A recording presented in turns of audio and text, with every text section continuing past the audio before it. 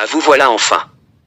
J'ai un petit cadeau pour vous. Pourquoi vous faites cette drôle de tête? Vous ne connaissez pas votre ami le Père Noël, qui est un ami du père du mensonge Satan. Et oui, j'ai un cadeau pour vous, un joyeux mensonge Satan. Oui, il est joyeux pour Noël. L'y voir les chrétiens tomber. Utilise la fête de Noël pour les pousser à commettre le péché. Mais comment une fête soi-disant chrétien il a fait pour que les gens soient à la porte de la mort? Il a de nombreux accidents ce jour-là. Le jour où Jésus-Christ est né, mais la vérité c'est que Jésus-Christ n'est pas né le 24 décembre. Le 24 décembre c'est une fête qui adore le dieu nordique comme autel, le père de Thor. Et le sapin de Noël c'est une ouverture à des esprits et démons comme moi le Père Noël, je suis un démon. Et oui, je vous fais mentir. Et vous tombez dans le piège que le diable a préparé pour vous. Tout bon chose a une fin. Et chaque année je reviens. Lorsque vous allumez le sapin, vous pouvez une porte. Asgard. Les 9 royaumes et l'arbre qui représente le sapin. Un esprit s'échappe et lorsque vous donnez un cadeau, la même chose, n'achetez pas le sapin et donnez à l'avance le cadeau le 23.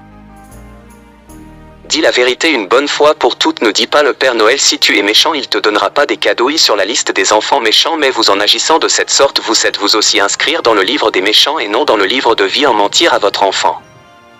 Joyeux Noël, j'espère que vous avez bien compris. Est-ce qu'on vous pouvait dire comment moi joyeux Noël ou un autre mensonge que je vous ai appris? C'est aussi bonne fête avec le Seigneur, mais c'est la fête des démons. Comment pouvait-il que c'est bonne fête avec le Seigneur? Lequel Seigneur? On connaît tous le symbole même de Noël, le Père Noël, ou bien Saint-Nicolas pour être plus exact, mais peu de gens connaissent l'anti-Saint-Nicolas, le contraire absolu de ce joyeux personnage que l'on connaît tous.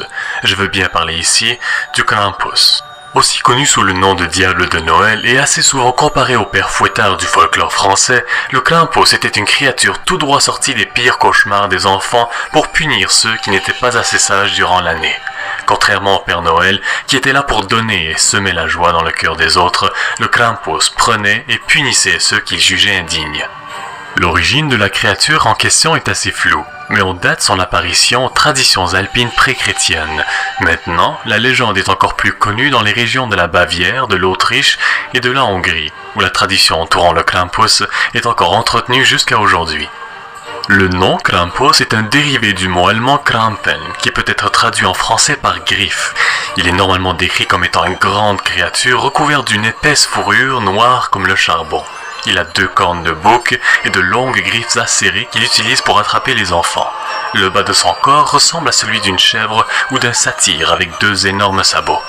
Il est également souvent représenté avec une langue rouge qui termine en pointe et qui pend entre une rangée de dents aiguisées.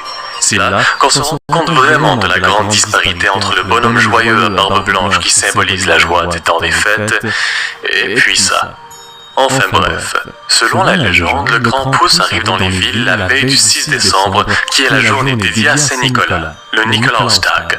Par conséquent, la nuit du 5 décembre, qu'on appelle le Krampusnacht, ou bien la nuit du Krampus, est le jour où le diable de Noël se montre dans les rues et dans la demeure des gens pour terroriser les enfants espiègles.